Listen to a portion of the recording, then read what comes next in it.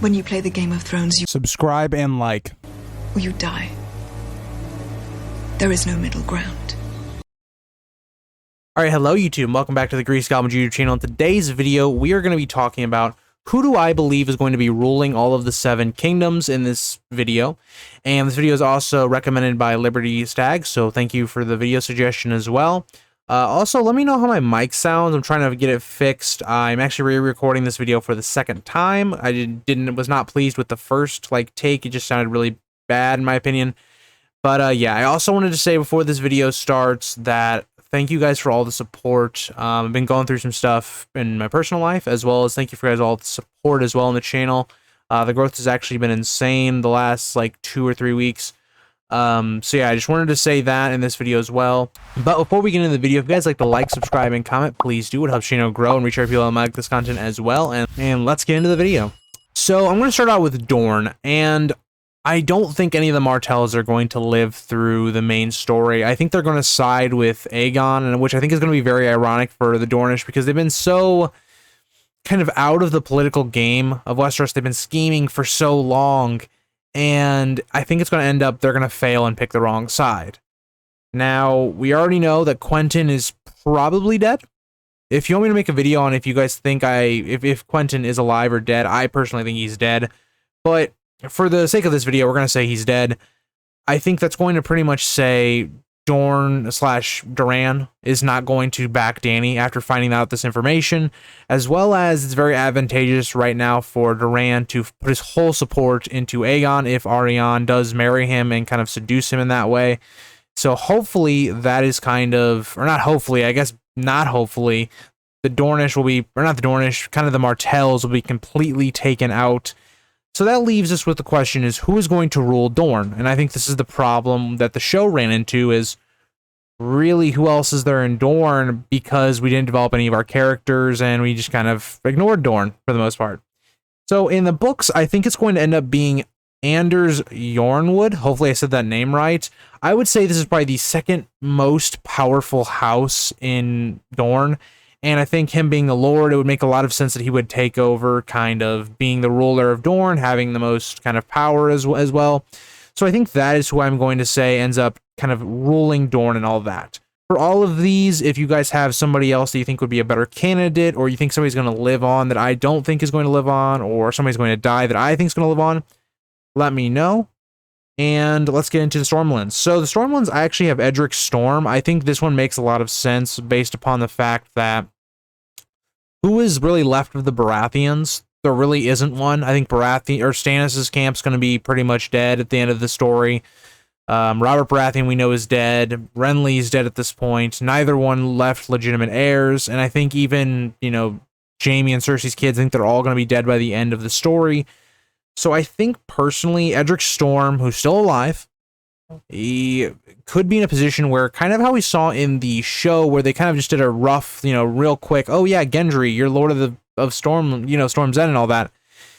I think in this one, it's going to make more sense that maybe the Stormlands back Edric. We already know he has a lot of support where maybe he kind of chooses to back Dany instead. Maybe he flips sides if he is made a Baratheon or something along those lines. I just think it makes sense for Edric Storm to be the one that continues the Baratheon line. They're a very ancient house, but maybe George wants to kill them off too and kind of keep proving the point of war is not good. So who knows, but that is my prediction.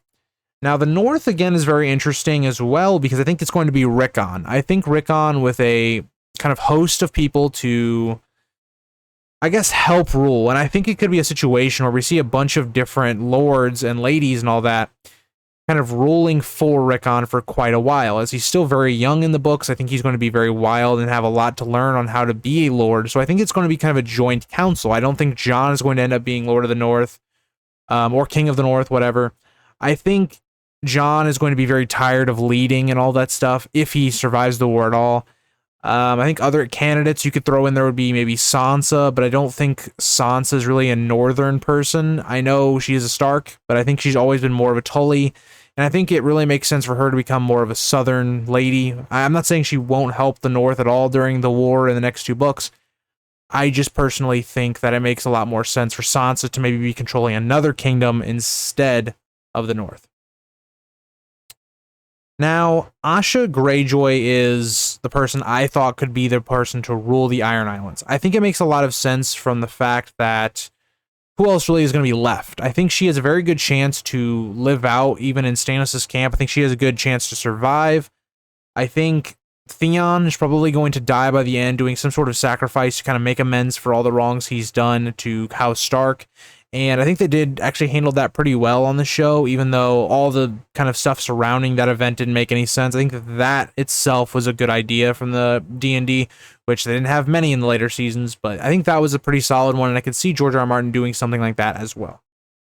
Which would kind of leave Asha, because I think Victarion is going to die, just based upon him either betraying Dany or doing something stupid, or Euron's using him and kind of knows he's going to try and use Dragonbinder, which will end up either killing Victarion, or Daenerys kind of sees him as a treasonous person and kills him.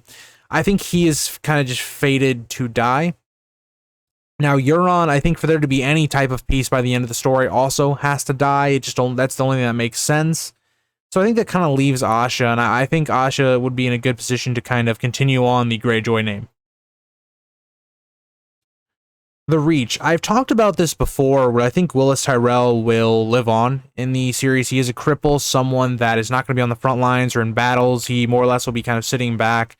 So I think Willis, it's going to be kind of more of, does someone poison him? Does somebody take Highgarden and kill him for some reason instead of taking him hostage?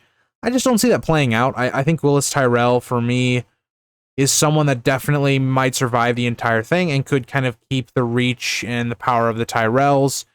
I just think everybody else besides that's pretty much going to be dead, though. With that being said, I also have made another video where Willis Tyrell is in. If you wanted to see that video, it was talking about the small council and who I think is going to be on that by the end of the story, as well as the king. And I guess I'll talk about that as well. I think by the end of the story, Bran will become king. I just think that is very George R. R. Martin-like, especially with kind of all the Bloodraven stuff going on, that where maybe the old gods could be kind of controlling Westeros through Bran. And I think a lot of that makes sense on George R. R. Martin's reasoning. The only difference in how I could see that changing would be if George looks at the show, sees that people didn't like it, and changes it.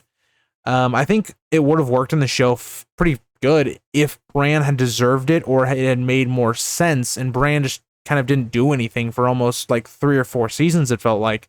So for all those reasons, I do think Bran will become the king.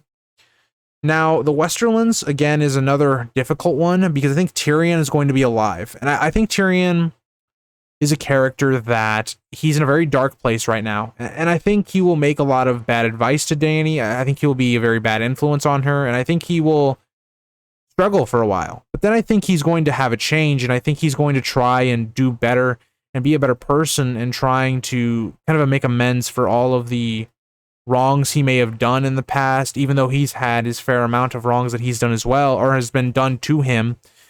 But I think by the end, Tyrion will be in a position to finally control the Westerlands. But if Tyrion is not in that position, let's say he does not get into that position of power, I could also see someone like Daemon Marbrand also being in control, because I think the Lannisters, for the most part, are going to die out in the next book or two.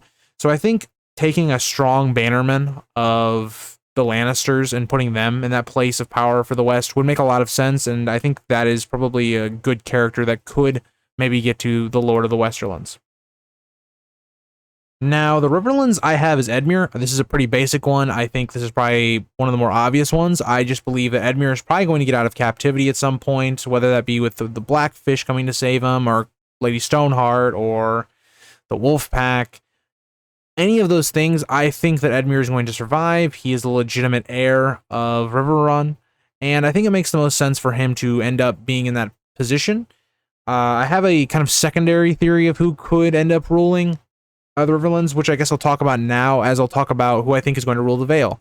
I think Sansa is going to rule the Vale. I just think she's in such a big, powerful position right now to end up being the person in control right now, that if you look at what's going on right now, where Sansa has so many options, she could try and marry Robert Arryn, which is a little weird because they'd actually be related.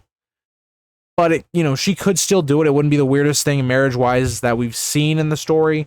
They could always she could always do the Harry the Air route as well, like Littlefinger has suggested. I think Littlefinger has more up his sleeve, and if you kind of want to see more about my Littlefinger plan, I would suggest watching my Littlefinger video, where I did an analysis and kind of my predictions for him and wins, or any of my Sansa videos as well. And I think she's going to be in a great position. Now, why I say she could be a strong candidate for the Riverlands as well is because she looks so much like Catelyn, and she really is a Tully at heart. I don't feel like she's a Stark. She's someone that's more of the Southern. She really has no Ned in her, really, in my opinion. So I think it makes a lot of sense that if Sansa was to become the leader of the Vale, she could possibly use her army to kind of help out the Riverlands. The reason I don't think that is going to happen is because I think there's already enough going on in the Riverlands. I think you already have like some of the things I talked about earlier with Lady Stoneheart and Blackfish and the Wolfpack in the Riverlands at this point. I think that's all going to get sorted out by itself, and I think Edmure and the Blackfish will probably be kind of in control of the Riverlands at this point. But and another thing is, I don't think that the rest of the lords that would be in control would be really in favor of Sansa controlling 2 of the kingdoms. So, yeah, and the only other flaw I could see to this is there would be 3 Starks in very big positions of power, Bran being the king, Rickon being the lord of the north, of Winterfell and all that, with a council, of course, and then Sansa in the Vale, as well as their uncle Edmure, being in control of the Riverlands. That might be something that kind of people don't like, but I think they will be kind of the people in control of the power at this point. So that is kind of my predictions for who I think is going to be in power. Let me know if you guys kind of have a different opinion, if there are some characters you believe I forgot that maybe could have a chance at being in one of these positions of power. And I hope you guys all like this video. I hope the mic quality is a bit better for you guys. I tried to fix it, quickly. And yeah, so also glad to be back recording and stuff. And I missed it for a little bit. You guys can't tell because I already had all my videos uploaded, and then I kind of took a week break from recording and editing and stuff. But it's good to be back, for myself. And I hope you guys like the content, and I will see you guys in the next video. If you think this has a happy ending, you haven't been paying attention.